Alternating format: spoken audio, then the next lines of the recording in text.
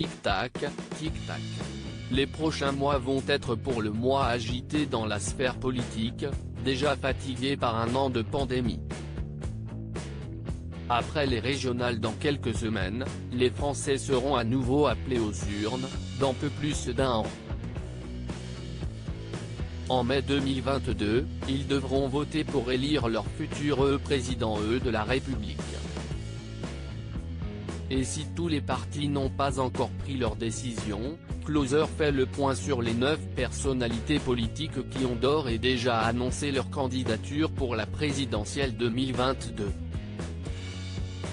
Candidat le plus évident, Emmanuel Macron n'a pourtant pas encore clarifié ses intentions. Fragilisé par la crise sanitaire, le chef de l'État refuse pour l'instant de donner une réponse claire. Peut-être que je ne pourrai pas être candidat, lâchait-il simplement en décembre dernier à Brut. Peut-être que je devrais faire des choses dures dans la dernière année, dans les derniers mois, parce que les circonstances l'exigeront, et qui rendront impossible le fait que je sois candidat. Contrairement à Emmanuel Macron, certains ont pris leur décision il y a des mois. C'est notamment le cas de Marine Le Pen, déclarée candidate à la présidentielle 2022 depuis le mois de janvier 2020.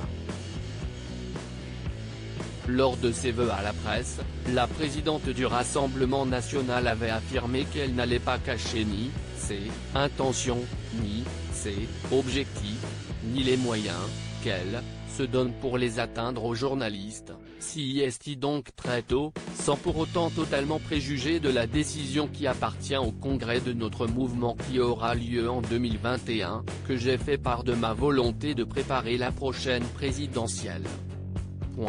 Ma décision a été réfléchie mais elle est prise. Pour elle, ce sera une 3e tentative.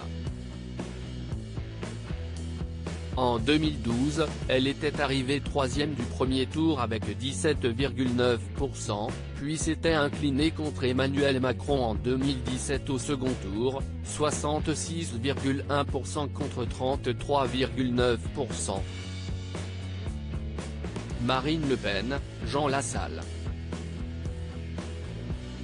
Les mêmes qu'en 2017 comme Marine Le Pen, Nicolas Dupont-Aignan s'est lancé il y a des mois. C'était en septembre 2020 au Cirque d'hiver. S'il tente sa 3e présidentielle, c'est pour que les Français aient vraiment le choix, je ne laisserai pas Emmanuel Macron choisir son adversaire pour qu'on en reprenne pour 5 ans, le pays n'y survivrait pas. François Asselineau n'a pas non plus laissé le suspense durer très longtemps. Le souverainiste, qui a recueilli 0,92% des voix en 2017, s'est en effet déclaré candidat dès le mois d'avril 2019.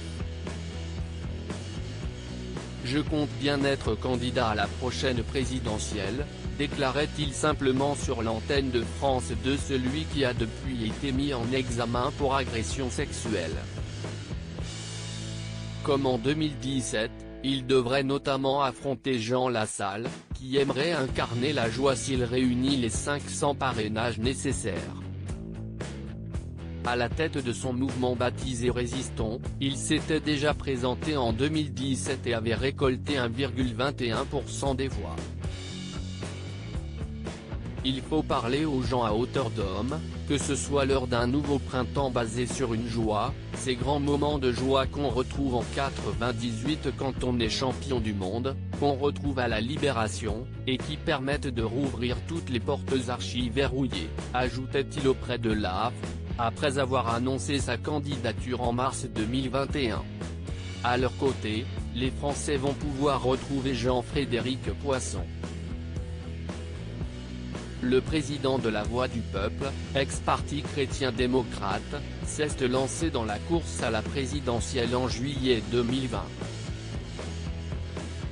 participants malheureux à la primaire de la droite et du centre en vue du scrutin de 2017, 1,45% des voix, il veut proposer un projet alternatif à celui d'Emmanuel Macron, comme il l'expliquait à Valeurs Actuelles, basé sur la souveraineté de la France, la décentralisation et la protection de la culture française. Une candidature unique à gauche ? À gauche de l'échiquier politique français, les personnalités ont davantage pris leur temps.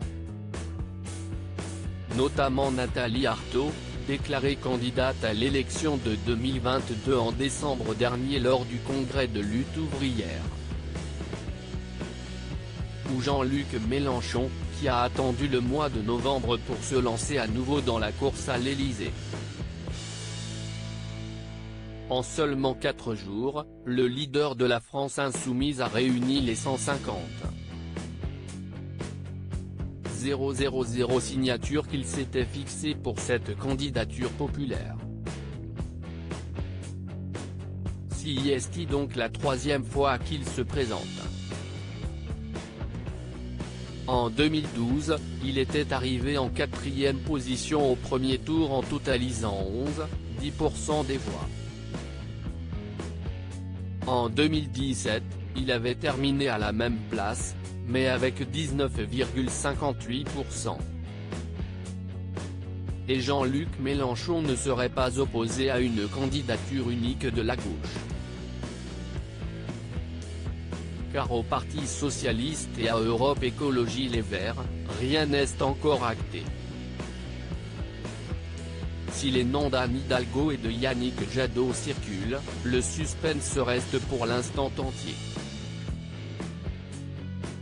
Dans le cas d'une candidature unique, la gauche ne pourrait pas compter sur les communistes. Fabien Roussel, le secrétaire national du parti, brigue son investiture aux côtés de 2 autres politiques. J'ai envie, je suis prêt. J'irai au bout, expliquait-il. On veut bousculer les pronostics et faire le score le plus important possible. On porte les valeurs de la gauche authentique et sincère. On mettra en avant un candidat normal, nouveau et qui ressemble aux Français. Ce sont des atouts. Une candidature du PCF n'était plus arrivée depuis 2007 car aux 2 dernières élections, ils avaient soutenu Jean-Luc Mélenchon. Dernier candidat à s'être déclaré, Xavier Bertrand. Se réclamant gaulliste social, d'une droite sociale et populaire, il s'est dit totalement déterminé dans les colonnes du Point. Le président des Hauts-de-France, ancien des Républicains, a préféré ne pas passer par une primaire de la droite.